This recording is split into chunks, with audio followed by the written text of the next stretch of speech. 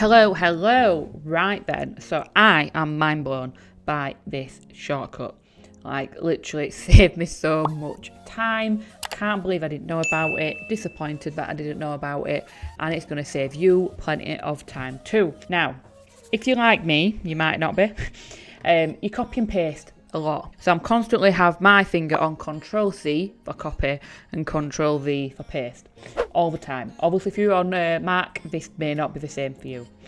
So like, for instance, I've just needed to copy this for a social media post. And then so I've just done Control-C or my direct click copy. And then obviously I'd go into a social media post and paste it in there. And then it might be then I need another emoji, so then I need the fire one. So I come in, I copy the fire emoji. There we go. I might need a URL. So then I've got to go over to this tab and copy that. And then I might then put another fire emoji. Obviously this is not what my post would look like. Oh, but then I need that link again that I've just copied and pasted maybe. But you're going back and forth all the time, copying things, if you get my gist. But what we're going to do instead is this, the history clipboard. So it brings up a history of everything I have literally been copying since I've been on the computer. So everything is there for me, so that if I wanted to get back this mind blown emoji, there it is. If I'm obviously writing an email and I need to use anything I've just copied, there we go.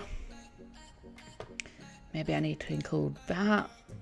No idea what I've been copying today. Here we go, we'll put that in there as well. Obviously there's tons of things I could copy, and it's just such a lifesaver. I don't have to keep going back, copying and pasting the same things, because the amount of times I must have to copy URLs in like that to my different programs and stuff, it just gets really time consuming. So how we do this, if you're on a Windows computer, sorry I don't know for Mac, is you just search, so you press the Windows at the bottom and just start typing in clipboard settings, and then this will come up. And you just turn this on, the clipboard history. And then as it says here, you use, instead of like Control-V for paste, you would use Windows key and V.